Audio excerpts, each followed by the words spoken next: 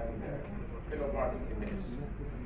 I would like to start with a proposition that if you want to make higher education sustainable, then you will have to think for inclusive education.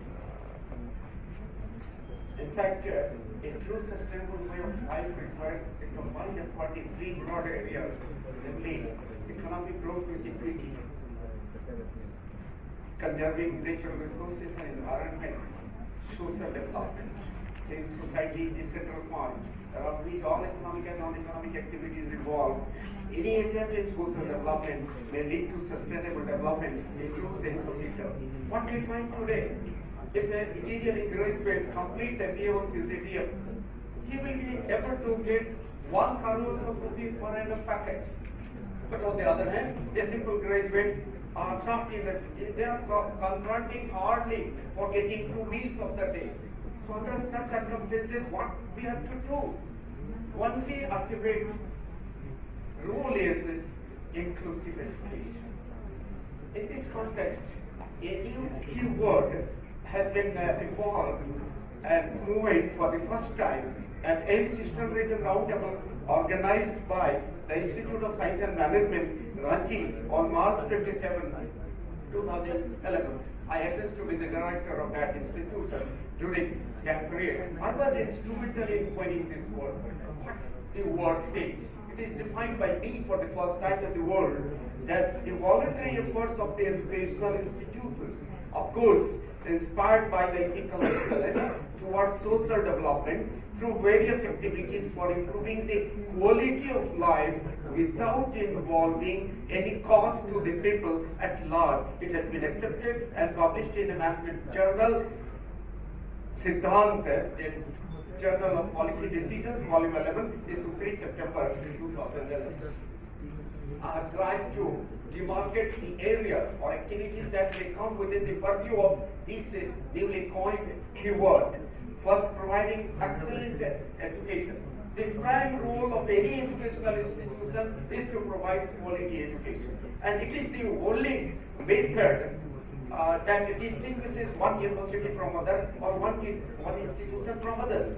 Conducting job-oriented skill development program. There is a need of skill development program. Traditional education has a limited role these days. Any tuition fee waiver scheme, you may, for the core courses, you may give some fee waiver schemes to the students, at least for 5% maximum to the BPL category students. And that will provide an opportunity to compete with the higher income groups students getting the same facility and same result, and they may be in a position to get job in the job market.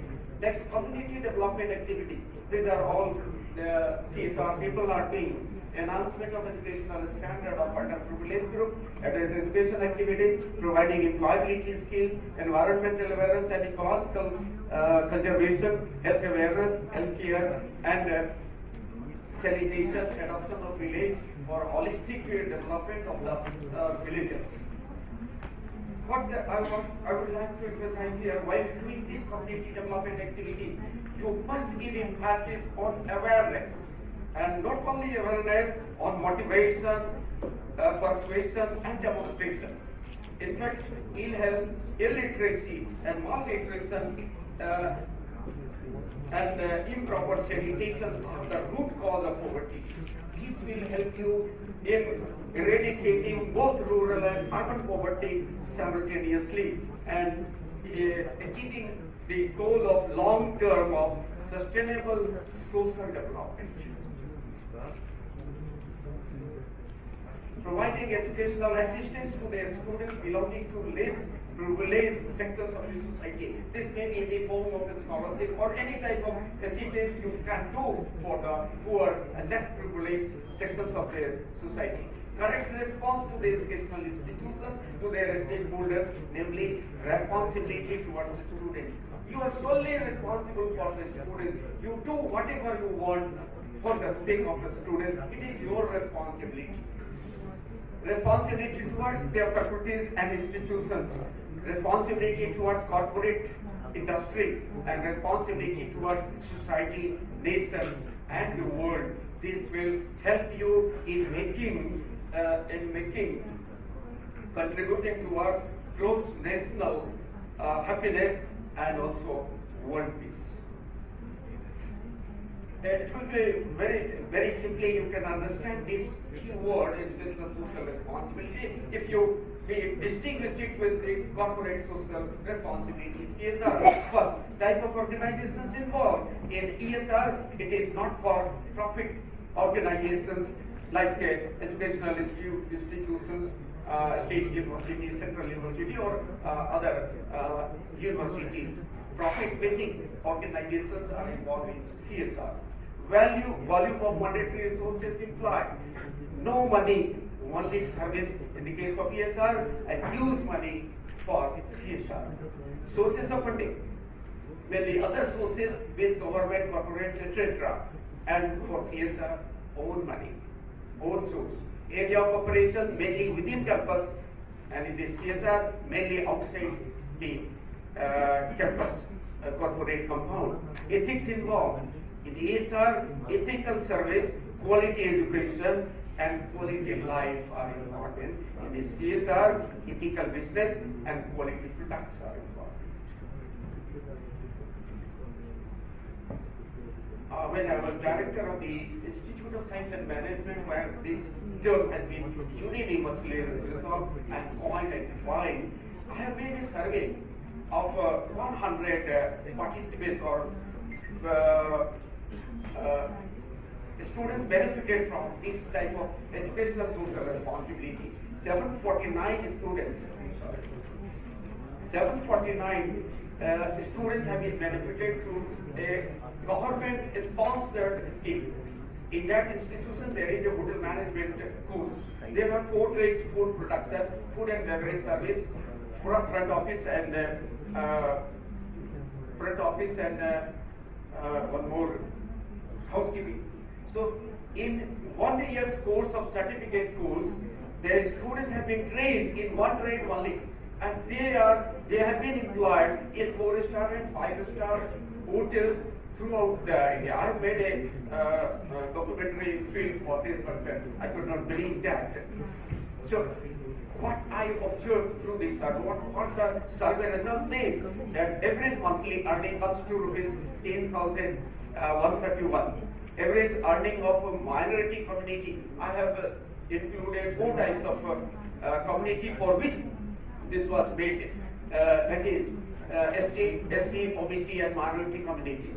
So minority communities have the maximum earning of 12,707 per month, and most benefiting trade is food and beverage service with the average monthly income of 2,265. Percentage of earning saved is 54.47. This is because the hotels are providing working lunch and drinks, etc. That's why the saving rate is very high. Percentage of saving is spent in family care is 71.49. This is important. How they spend their saving? They spend saving 53.5% to the household expenses, means providing good food and medicines to their old parents, and 17.91 on education to siblings, that is the children of their children include brother and sister, and nephew and niece. Average score of academic modern maturity. This is also very important. I have made this a score out of 8 modern amenities like TV, computer, cooler, refrigerator, home theater, etc. So they are not giving emphasis in spending their saving in these modern amenities, but spending for their family welfare. And second is, I have prepared a 3.3 activity score for awareness, and that gives 2.26. Means they are actively involved. They are actively involved in such activities. Sorry. One thing that reveals that The survey results revealed that the institute had at least started the process of social transformation and attracted the youth for being a part of the mainstream society. Otherwise, these 749 students may have gone outside the mainstream of the society and third, help social development through ESI activities. Thank you very much.